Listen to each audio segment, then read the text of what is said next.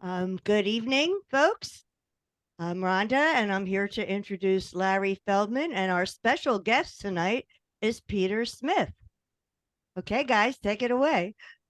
Well, Brian Maxwell is on his honeymoon, um, so he is otherwise preoccupied, obviously. And Peter Smith has jumped in. Being the tough Canadian he is, he hasn't let the fact that his dog got his leash ripped off his leg. I'm being a little bit dramatic, but I am a car salesperson.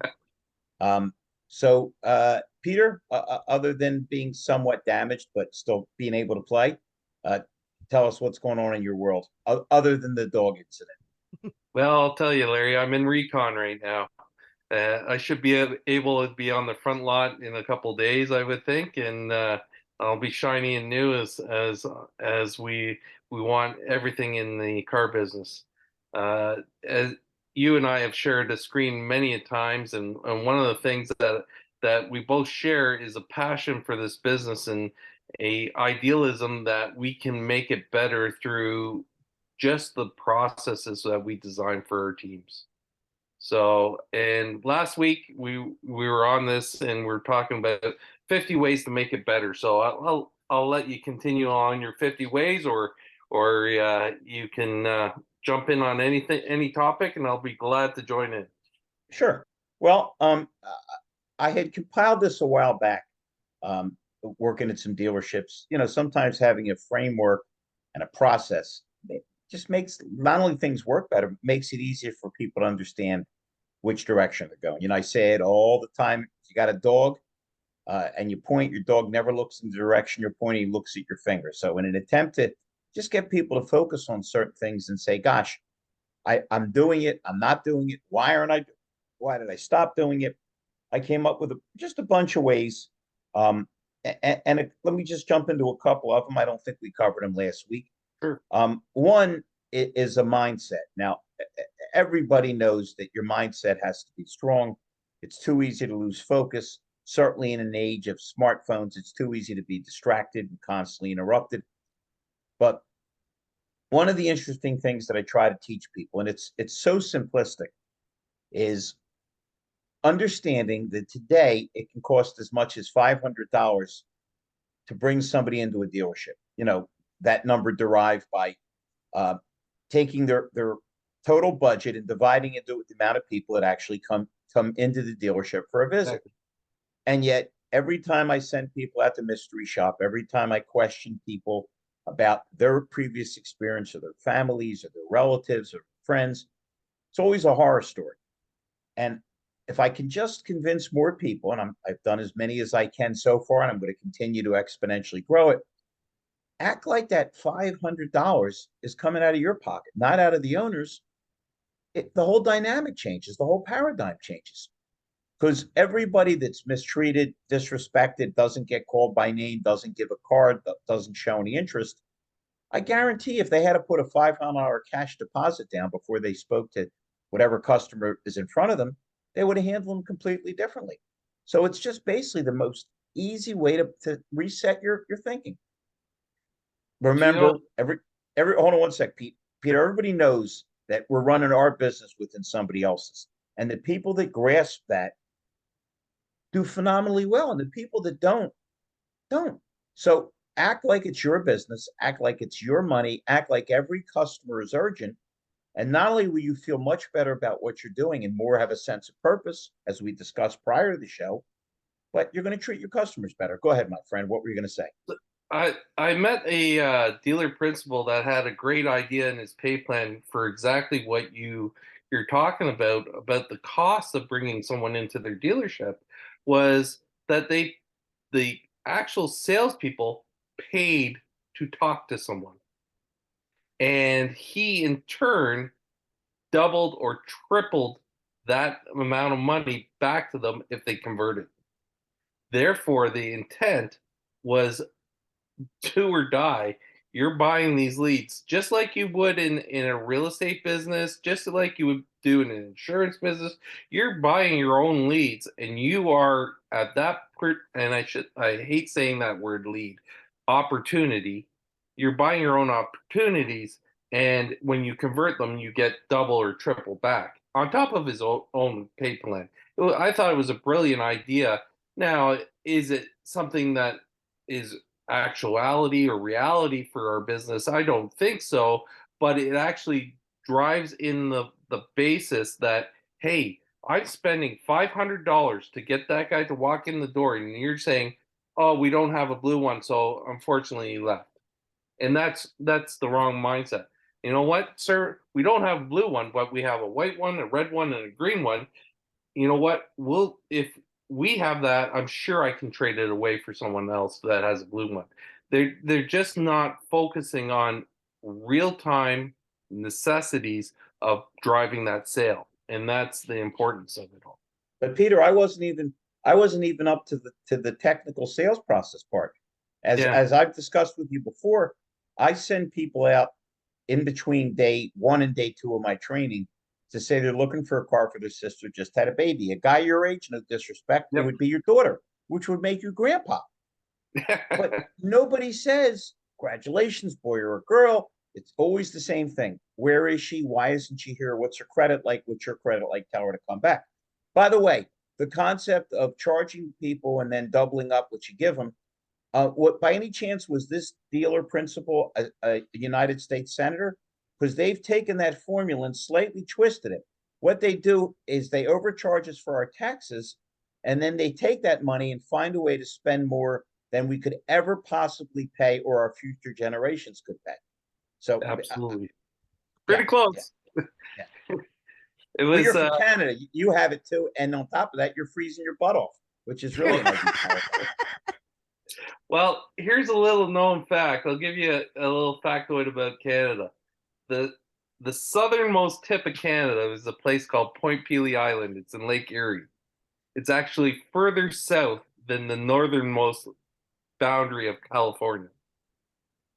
So we actually drive very close deep into the states, and most people like we go from Windsor to Detroit. We actually have to go north. Chicago's north of Toronto. That makes Yeah. sense. Yeah. I'm not sure that I would use an analogy of pleasant places to visit and tie it in with California.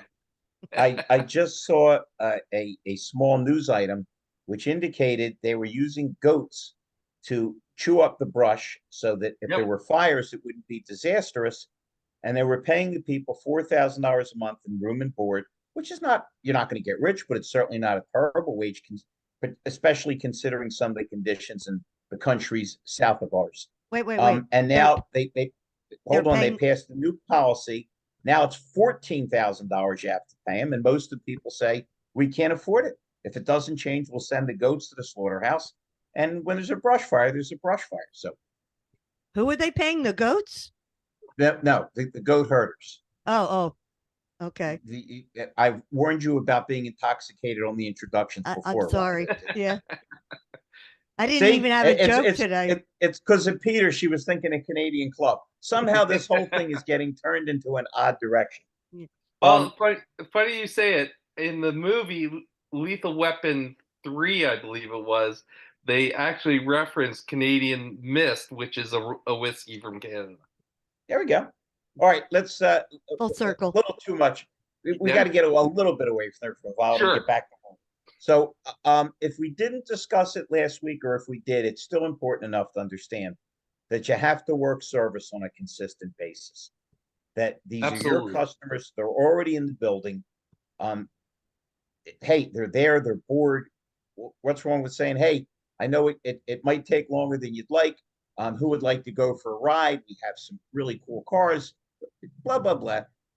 But it's such a gold mine. It's your own customers. You know the conditions of the vehicle. They're already there. You're not chasing them. You're not cold calling anybody.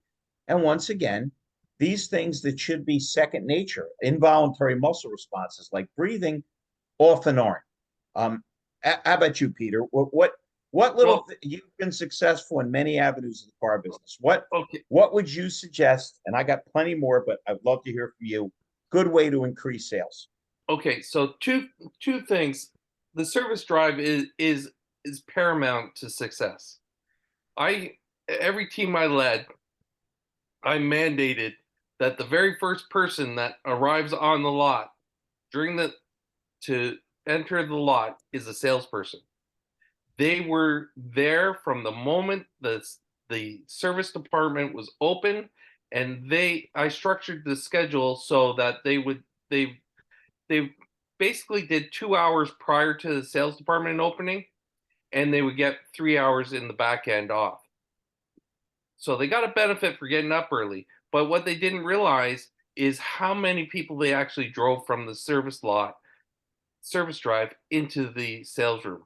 And it was absolute paramount. And that actually doubled our sales in our dealership just from that alone. One of the things that I always said is in sales, you're a brand. We always talk about being our own company, but you're actually a brand as well, just as much as Coca-Cola is a brand, just as much as that. So develop your brand. I mentor a young man who's working at a Lexus dealership, and it's Lexus by Louis is his hashtag. He brands everything by that. There is the Dodge father. There is General Motors Jeff. There is these people that are actually excelling at this business using social media are branding themselves, and they're getting themselves known. Once you get known, your reciprocal business from that circle of influence is exponentially larger. And that's a great way of driving sales. And one of my things here was not only working sales, but do a service follow-up a day after your customer was in for service. How was everything? Is everything good? Are you happy with anything? Again, a lack of communication will kill you. Uh, David Long had his everything fixed op show on Monday, and he very nice. He brought up a topic that I had mentioned a week or two earlier, which was when you lose tire business, you lose all the business. You lose the rest of the service, and then you wind up losing the next sale. So it's so interesting because it's such a profit center, not only unto itself, but to the fact that you're keeping the customers cycling within the dealership.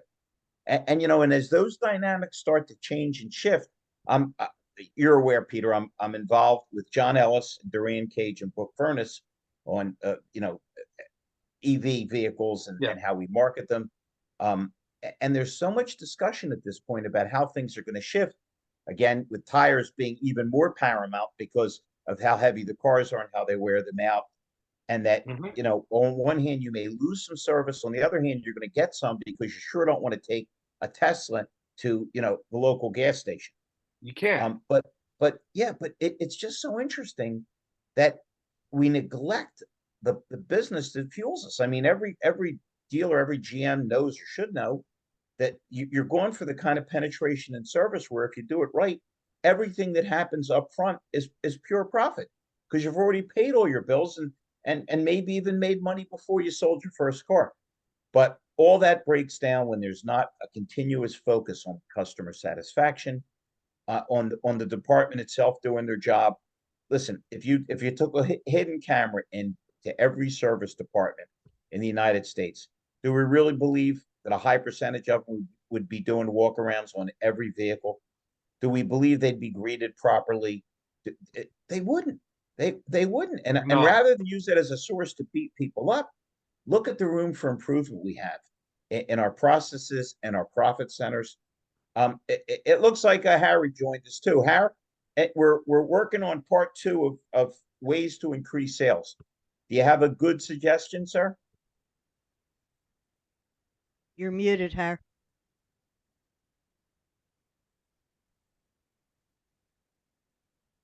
You're muted, Harry. You're still muted. You got to hit the thing at the bottom left to get the little red microphone off. We'll come back to Harry. Harry is grappling with his mute button. So, Peter? Larry, exactly. We're talking about tires it as being a predominant service item. At every dealership I worked in, we offered free alignment. As soon as you offer free alignment, people are going, okay, well, it's a $60 service in most case scenarios. But what do we get? We get people come in, we're flipping their tires, we're checking their tires, we're driving the tire business, driving brake business, we're driving all kinds of business. But most of all, we're telling the customers we care about them, and as such, we're also offering a service to them to maintain their cars at a higher roadworthiness. And And you're it's giving them, Peter, and you're giving them a reason to come back to the dealership on a exactly, consistent basis early. exactly. And the more you get them in there, the more loyalty that they bring. The more loyalty brings higher gross profits, greater return, long-term customer value. All As right, looks like Harry unmuted. Before he okay, hits that red button again, Harry, do you have a good idea on how to increase sales?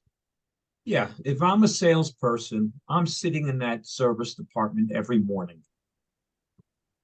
You're picking up business back there, and then you show them who your service people are. I used to give my car as a personal loaner to my customers when I brought their cars in for service. It worked all the time. People didn't pick up the phone and call another dealership. It always worked for me. He also said, if you notice, Peter, he snuck in and let him know who service is. Once again, if we put a hidden camera in all dealers, how many salespeople would be doing a service walk? Why would you neglect things that don't cost you money, don't take much time, and build value and make the people feel familiar with the dealership? Familiarity may breed contempt, but you know what it breeds first? Familiarity. And people like to be where people. What's the old Cheers thing? You want to go where everybody knows your name. I exactly. I like it.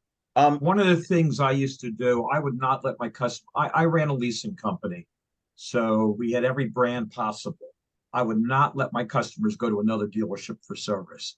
I had my drivers pick the car up and take it to the dealership. Why give them a chance to walk into another dealer with that brand and get sold by somebody else? I kept them out of dealerships, the customers. I like it. I Here, like it. here. Speaking of that, and that I just that came to mind because I remember selling a leasing company a number of Volvos when I was with Volvo. One of the things that most people don't realize is numbers. People don't understand leasing and they don't understand financing to a, uh, how it is an upper level of understanding. If Peter, you if Peter, I hate to interrupt you, but you're completely wrong. They understand financing perfect. $47,000 vehicle is $300 a month for 5 years. Seems to make complete sense to them. It would have blown Einstein's mind as far as how math works, but I didn't mean to interrupt you. Yeah, but Larry, yeah, they take so a 212-month deal. Yeah. 30-year mortgage on the car, which Right. yeah. unfortunately from our part of town, Peter, there was guys that actually did that. They would put a mortgage against your house for your car. Oh Scary. yeah. Well, I remember back understanding that people with all the Harleys and the RVs and everything like that, they took the equity out of their house and bought the cars and put them on the mortgage. And yeah, you're on a 30-year mortgage to buy $100,000 RV. Didn't make any sense, but they did it anyways. Um, One of the things I showed my team is when I was working with a Volvo dealer. Uh, an XC40 and an XC90 were within $50 a month on a lease, and on the same term, they were $40,000 a per car. Hmm. The profitability in a 40 versus a 90, a 40 had a 4% margin and a 90 had a 9% margin. So you were looking at a car that had a $1,600 profit versus a car that had a $7,200 profit. Based A on residual. Yeah, a lease on a 48-month term is $22 per thousand. If you were to discount the 90 by $2,000, you would be at the exact same payment as an XC40, And still have a although larger profit. you would have a $5,000 profit versus a $1,600 profit. What do you look like to the person who walks in the door saying, "Hey, you don't have to drive that. You can drive this for the exact same amount of money," and I increased our penetration by 3x on 90s. Mhm. Wait a minute, you just came up with another way to increase sales. Yeah, Look out mutually for your own finances, but also your customer satisfaction, which will make them happy. Exceed their expectations. It's why I never put a customer into a 96-month or an 84-month finance. I just wasn't going to do it. It didn't make sense for them, and it sure wouldn't make sense for me when they came back 3 years later and said, "I want to get out." I said, "You can't. All you've done is paid interest. You're still buried alive." There, yeah. if we don't consider how important our customer is, they won't consider how important we are in terms of repeat referrals or doing business with us. We have to be the professional. We have it, everybody in life is a salesperson. You go to your doctor sells you on his opinion. You go to your accountant, they sell you on their opinion. You go to your lawyer, they sell you on your opinion. Everyone is sold on their opinion. We are the professionals in this industry. We have to sell people on the best possible way for them to have their transportation solution. So if we look at it and we say, we want to, Larry, I want you as not a single customer. I want you as a 10x customer. I want to change your car every 3 years for the next 10 terms. That's 30 years worth of customer. That's what my goal is. I have to look at long-term value. If I do that, not only am I going to get you for 10 turns, I'm going to get your wife, I'm going to get your daughter, I'm going to get your son, I'm going to get your neighbor, I'm going to get your business partner, I'm going to get everyone because the way I treat you, because exponentially you are going to get that referral base. And that's how you go from a 10 car a month salesperson to a 30 to a 40 car a month salesperson. You build and you service the death out of everyone. When I started, there was a Jeep Eagle. Do you remember Eagles? Sure. Okay, there was a Jeep Eagle dealer in Toronto, guy named Bob Bannerman. I was on a dealer trade in 1986, and I went to this dealership. He was the only person who had cards on the receptionist desk. I'm going, this place is huge. It's got 40 salespeople. Why is there only one business card on the receptionist desk? I picked up his business card. It was Bob Bannerman's personal business card, and he said, and on it he said, if you ever have a problem with one of our products, you call me first. Here's my residence phone number. So it was his home phone number. There was no cell phones in the day. You called him at home. And come on, this was AMC products. They were junk. And how many people are going to Yeah, call him at home? but Peter, it might be junk, but you still can't smile when you see a picture of a Pacer or a Matador.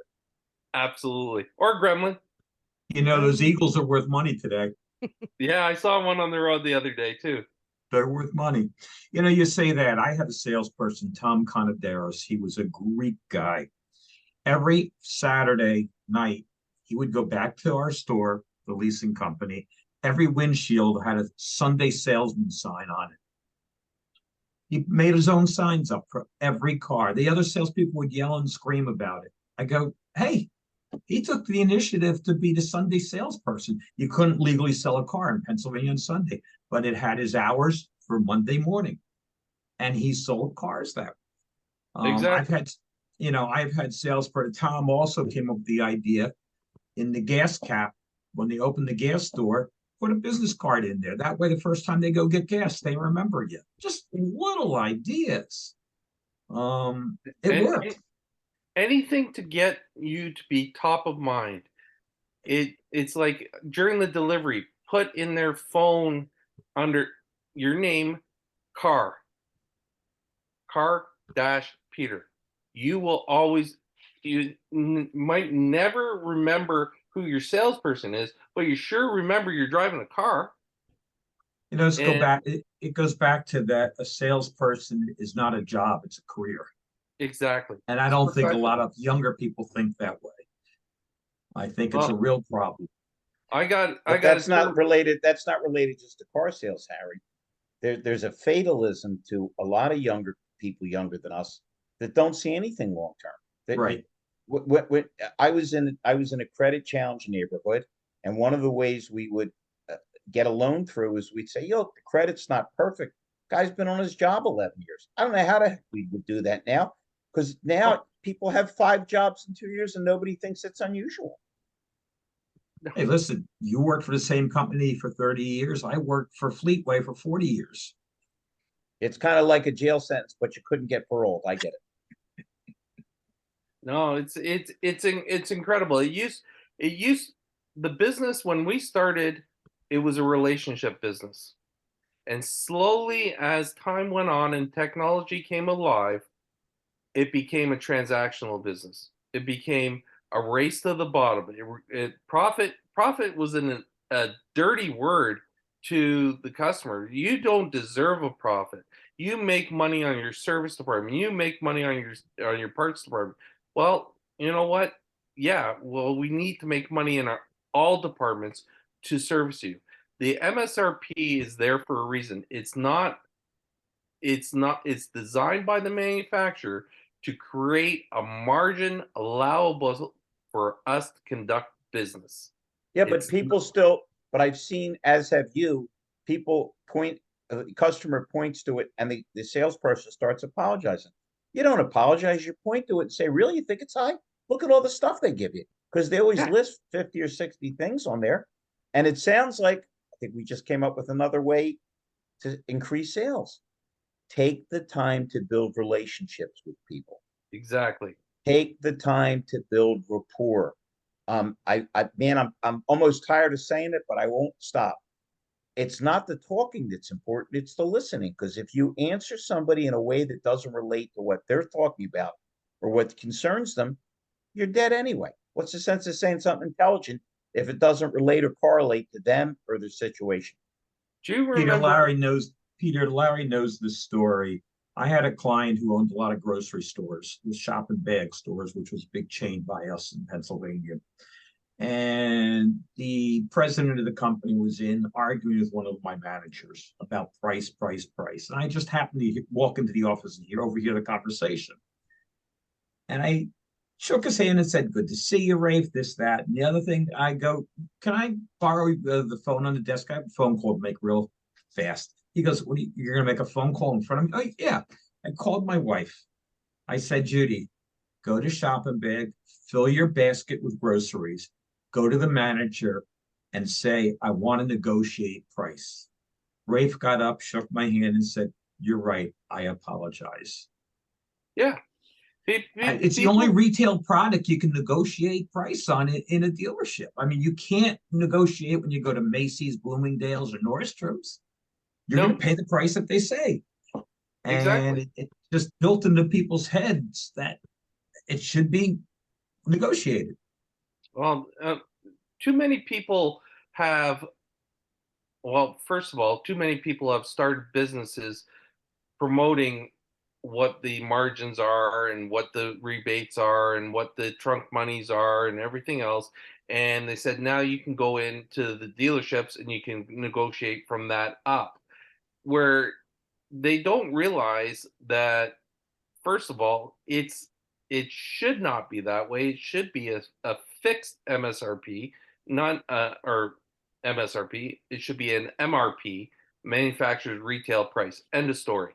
There shouldn't be suggested. There shouldn't be, and I also believe that you shouldn't sell up from it and double up your profits, because what are we looking at right now is a tsunami that's going to come in over the next 3 years and basically wipe out dealerships from turnover. They're going to wipe them out from negative equity. Right now we're at 48% subprime. It's just a nasty situation that we're entering in. But again, when we look at things, it's about servicing that customer. Larry's got it right. Don't put them into a position that they can't afford. Don't put them in a position when we know that they're doing 50,000 miles a year. We don't put them in an 84 month loan, because in 2 years time they're going to be done. They're going to be done. The cars, it's this stupidity, and it's people chasing profits rather than purpose.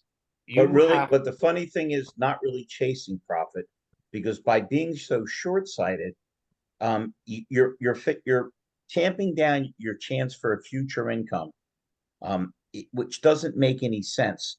You no, want to exponentially grow your business, grow your customers.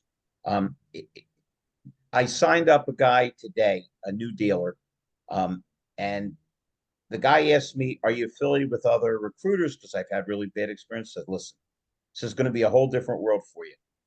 My whole thing is I want to make you so happy, you'll refer people like you just got referred to me. If you don't understand the concept of it's about the next deal and the deal after that, rather than the deal just in front of you. And if worse, if you're putting yourself in a no-win situation down the road, it's crazy. It just doesn't make any sense. But that's we've always been a little short-sighted. It's just not getting any better now, because people are worse at thinking long term than they've ever been, because so many people aren't sure if there's going to be a long term, which to me is idiotic. But okay. Let me ask you this, Larry, and I know what your answer is going to be. So, what's the average price of a new car in the U.S. right now? I think, I could be wrong, but I'm thinking $30,000 to $40,000. 47,000. 47,000 is the average price of a new car in the US right now. There's only one car available under $20,000. One out of the thousands of different cars out there. So now, what's the average salesperson expected to sell a month in the US? 12. The average car salesperson sells 12 cars. So that's $600,000 worth of revenue times 12 is $7.2 million worth of revenue a year. Correct? I think that's the right math. I'm just going by the fly. $7.2 million. You go to a bank and you say, I have a coffee business. I do $7.2 million worth of revenue. I need a loan. What's the very first thing that they're going to say to you? Where's your business plan? What we need to get to increase sales, we have to develop a business plan for every revenue generating employee in a dealership. That encompasses that idealism that they're operating their own business within a business. We can show them how to be profitable. As you said, the only thing that is out there, it like they know their margins, they know they don't pay interest on anything. They don't pay any for any collaterals. They no telecommunications, nothing. No debt service. No debt service whatsoever. We need to drive that home. And once we get them to that point, we can hold those employees accountable for their actions. They're going to have to make this amount of internet leads. They're going to have to make this amount of social media contacts. They're going to have to do this every day. Like I wrote an article for LinkedIn a while back, and it was one of my colleagues out there was at a BMW dealership in Arizona, and they were walking out of the dealership, and they saw six salespeople sitting on top of the park bench and picnic table with their hands in their phones. And I said, "What does this picture say?" 50% of the respondents said, "Oh, they're busy away, texting their clients, doing this, making phone calls, this." I said, "That's fine. That's great. If they are actually doing that, that's fantastic. But have them in a bullpen. Don't have them on a park bench Right, because because perception is reality. exactly. And so if I'm driving onto the lot, I'm driving on in my sub in my new S class, and I want to look at the new i7, and I see that, I'm driving right through the lot because It's why so many people get goldfished. Where when I send people out to mystery shop, I say, prepare yourself to be a goldfish. What's that mean? Where you're going to have people look at you through the glass, deciding who wants to wait on you, who wants to draw the unlucky straw, which is ridiculous. When I do my training classes, Peter, I have 3 sheets that pertain to what you said. I explained to them to make a zillion copies of my things to do sheet, which have a level of importance. Urgent, not as urgent, Because as I always explain, getting your baby milk is not the same as getting your baby out of a burning building. We've all seen salespeople more worried about the deal in 3 months than the guy that they can call now and get in. So I always try to teach people to prioritize, and then I give them a weekly and monthly sheet. Once again, they can make copies of, because I tell these guys, if you're selling 20 cars a month and you're making a ton of money, but you notice on your sheets that none of it is repeat referral, while it does display you probably have a very good talent for engaging people and closing them and selling them, you're still not maximizing your income, how to schedule your day, or how to enjoy your life, because I don't care how good you are, it's much easier dealing with somebody that's already a customer who was a repeat referral. So I'm with you 100% on that. If you can't measure it, sneezed on the truth. If you can't measure it, you can't control it. So going on that alone, we know from the sales pyramid that repeat business is 80 to 90% conversion. Referral is 70 to 80% conversion, and appointments 50 to 60% conversion. Internet is 5%, phone is 10, and lot is 15. Why do people chase those over what they could do with retention business? It's just called being stupid and not examining what you're doing and not looking in the mirror and saying, what target am I trying to hit? You know, the old expression is people don't get in trouble by aiming too high. They get in trouble by aiming too low and then hitting their target. Hey, Larry, let me ask you this. If I turned around to you and I said, Larry, thank you very much for buying this car off me. At one point this year, can you please send me one person that has asked you where you got your car, how you were looked after, everything. All I ask is one person a year. Can you please do that for me? That would never come out of my mouth, Peter. What I used to say to people as everything was great, they were smiling, just do me a favor, Peter. Sure. Man, if you know anybody half as nice as you, send them in, because it was such a pleasure doing business with you. Yeah, anybody you send me in, not only will I treat them great and have fun with them, I'll get you $100. And I know we're not just about the money, but sure. And by the way, Peter, people drive their Bentleys across town in Canada to save 3 cents on a liter of gas. Yeah. Hey, I drive the U.S. to get gas from where I live. So I cross the border to get gas because it's $3 a gallon less in the States than it is in Canada. That's worth the trip. Yeah. So I understand that. People Wait a minute. What was that thing you said? It's called what? A border? Yeah. Because we're not quite aware of that anymore in the United States. No, that's the South. Southern, yeah. The northern one works quite well. There's a gigantic wall on the north. Yeah, no kidding. You try to go in with your family and 3 Mounties bust you and strip search you. Very scary. We weren't allowed to cross the border for almost 3 years on the north, but you could go.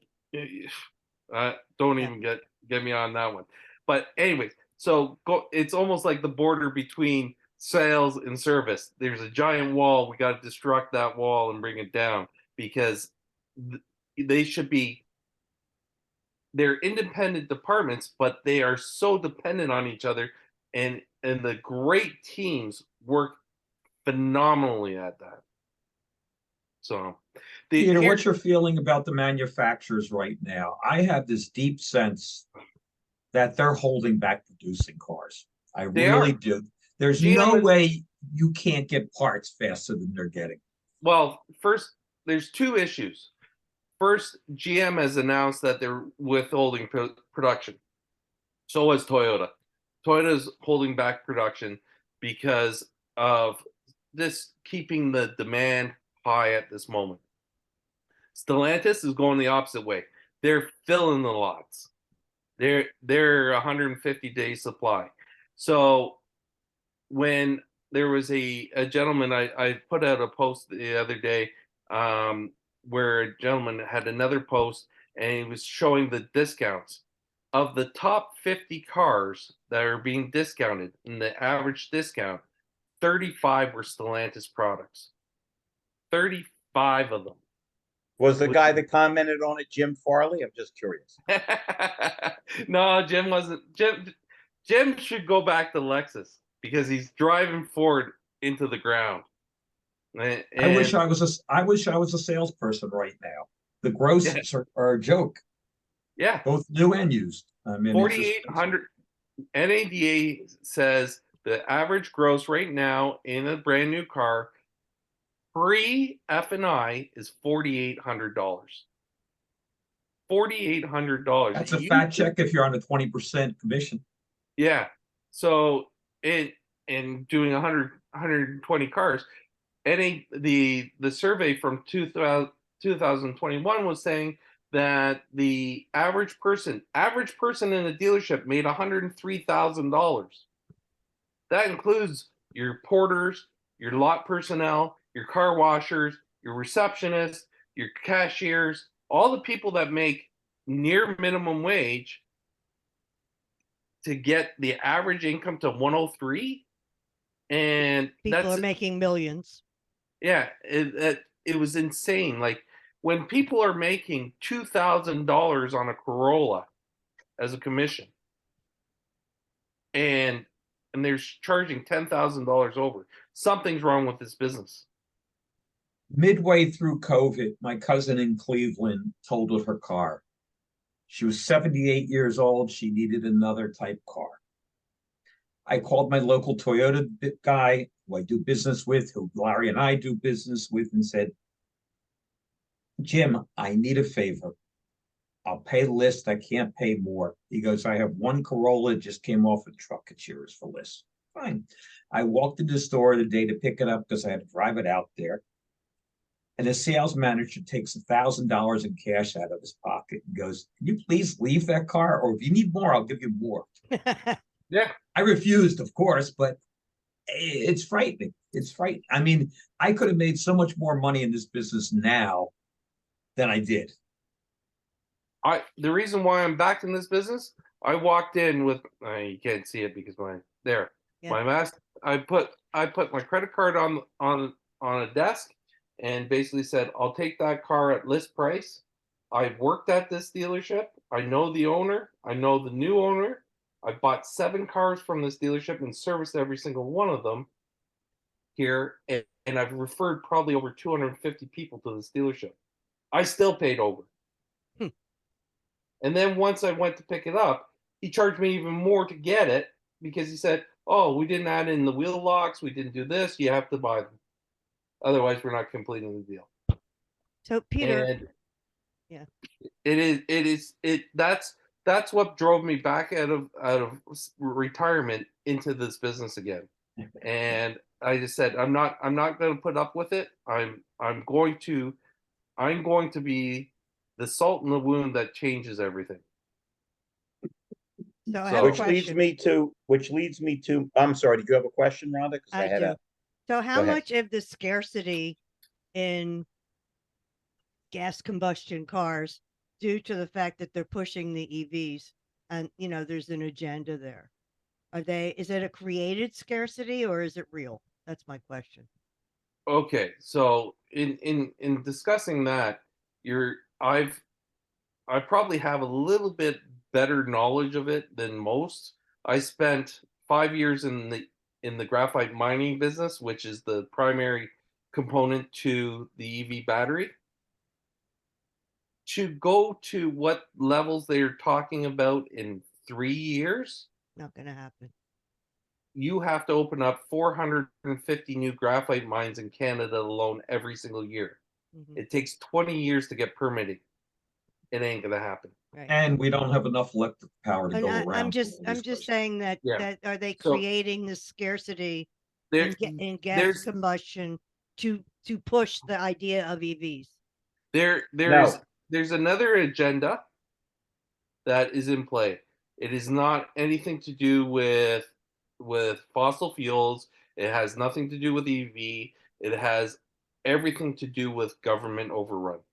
And that they're going to move people away from transportation as a whole and push them into public transportation. Right. That's what they're trying to do. That's And fine. That's fine if you're in Europe or other yeah, foreign countries, but yeah, here in the States, we don't have mass public transportation. no, That is no, we good. don't. They We want don't. you to stay home and eat bugs. Look at the. I know no one knows the provinces of Canada, but there's a place called Saskatchewan. It's right in the dab middle of Canada. It's in between basically Alberta and Ontario or Manitoba.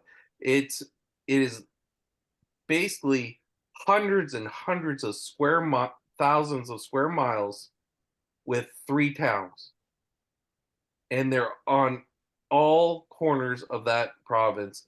And there's no way you can get an electric infrastructure to move about that province. Right. It's impossible.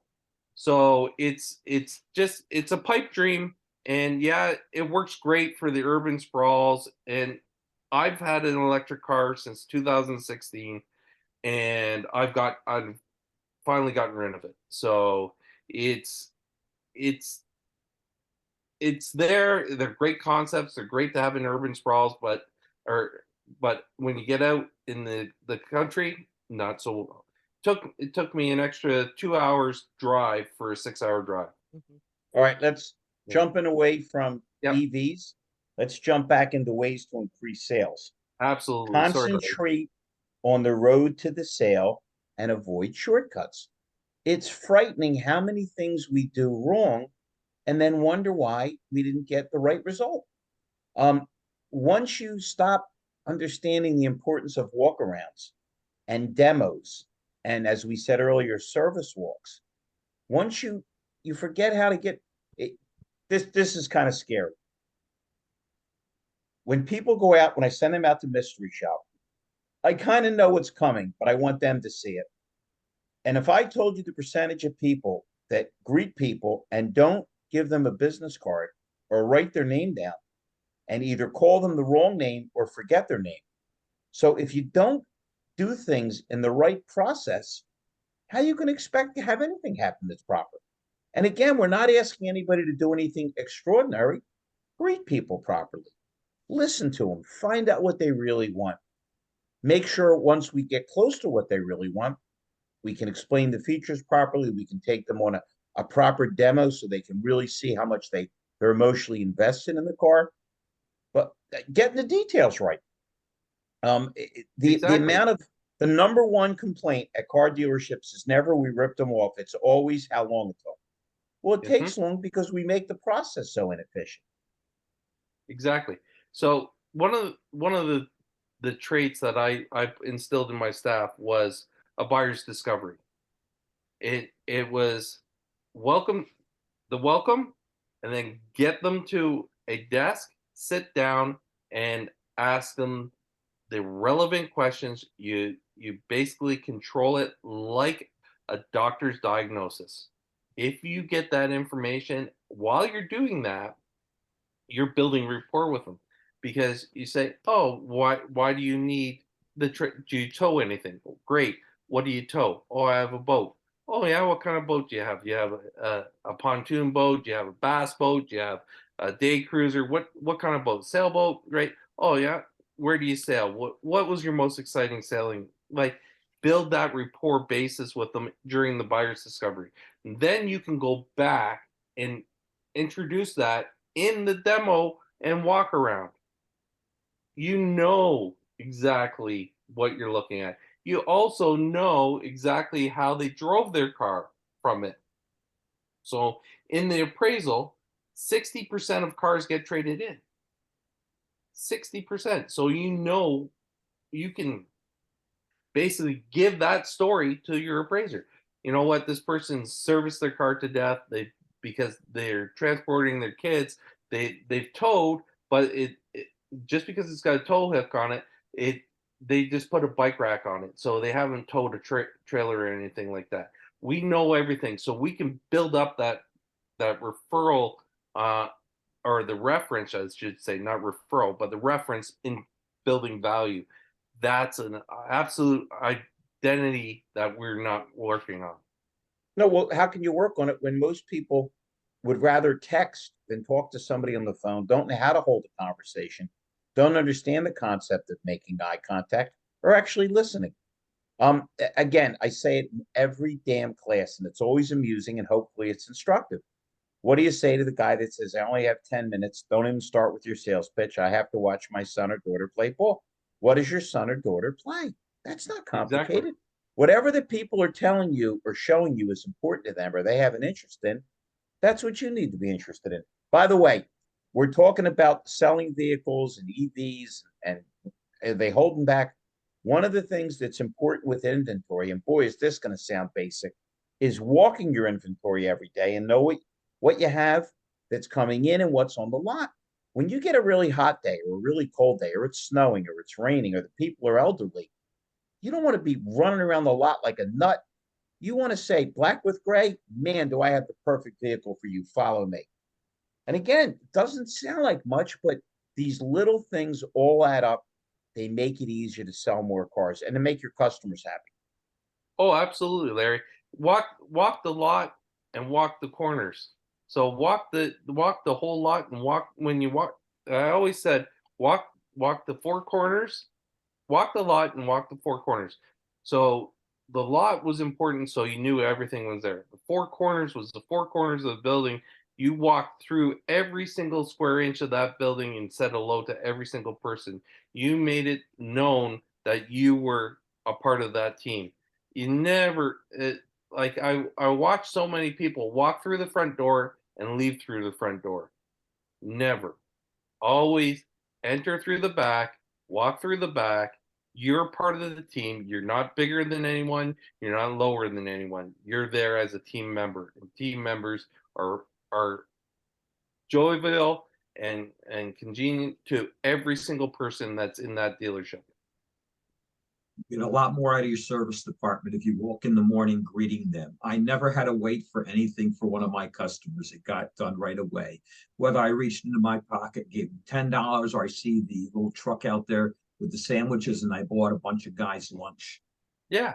It all came Donuts. back to me. It all Donuts. came back to me. It just it's common sense. There's a real lack of common sense for people today. You mean like when the salespeople disrespect the detailers and then wonder why at 9 o'clock you can't get a scratch taken out of your car and you blow your deal?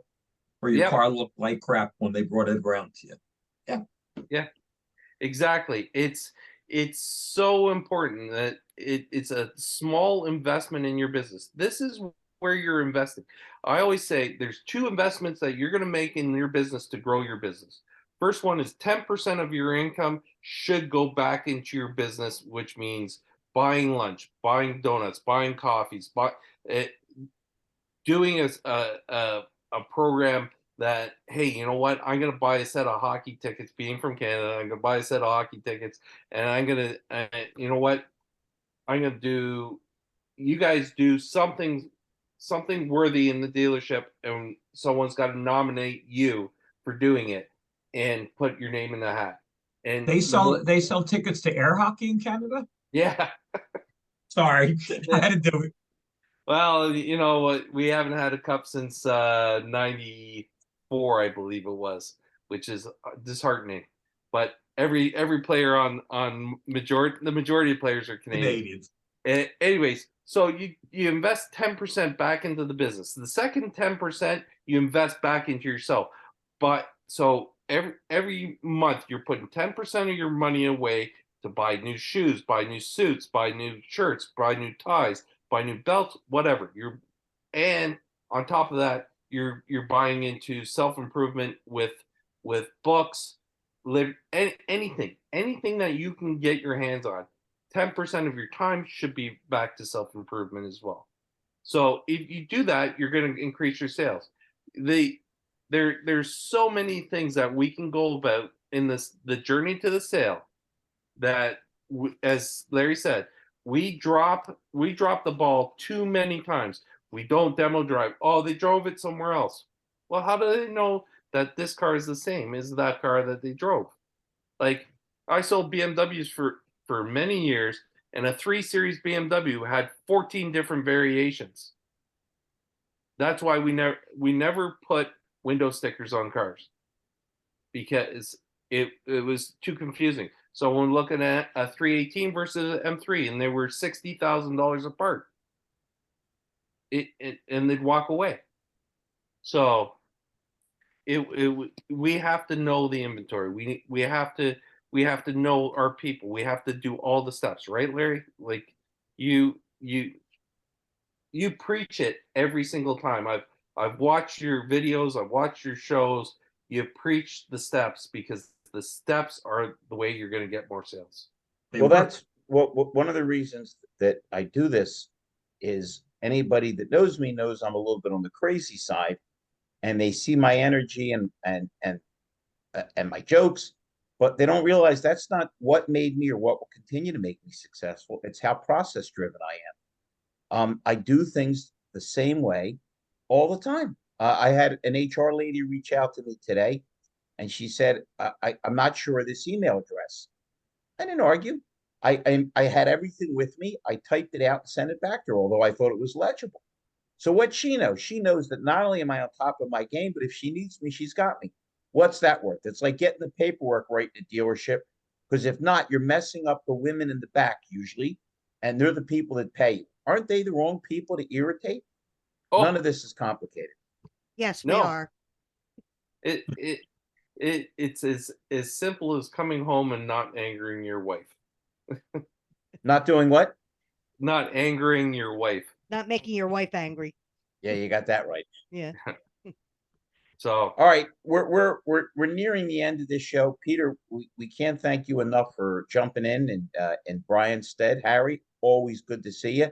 Do you fine gentlemen have any final words of wisdom before we sign off? my final words of wisdom is basically do yourself a favor and engage in training and coaching combined. Don't think that they're singular. Do them both and you'll get an 88% lift on your return. I It's like it, Harry. educate yourself. If you want to be in this industry as a career, educate yourself. I read every possible magazine because I didn't have one brand. I had all the brands. I had to know everything about every car and just keep doing it. Just keep doing it. And don't depend on this to make your life. This has ruined society right here. I'm a firm believer computers and cell phones have ruined society. And we're in for a downfall in this society. I feel sorry for my grandchildren. I really do. I have my son and daughter-in-law are both attorneys. They have not been in an office for 3.5 years now. They work from home. My daughter-in-law is a partner. My son is the head of a department. And their firm said, we don't need you in the office. You can do just as much as from home. I don't get it. I really don't. Yeah, but that's a separate argument because they're productive. How about the amount of people we're making unproductive because we're catering to their worst instincts? We're all human. If you're home, if you're not in an office, if you're not structured, it's easier to goof off. Right. All right. We will be back on next week. We still got a ton of these to go through. Harry and Peter, we appreciate you joining us. Rhonda, you know how deeply I appreciate everything you do. Thank you, Larry. And we are Lethal Sales. And hopefully we'll see our friend Brian Maxwell next week. And anybody else that's interested in tuning in, we look forward to seeing you. And we thank you for your time and your attention. Hey, Thanks thank for having you, me, Larry. Thank Peter. you, Good Peter. hearing from you. Thank you, Harry. Good night, Yeah, Harry. Talk to you, everybody. Rhonda. Be good.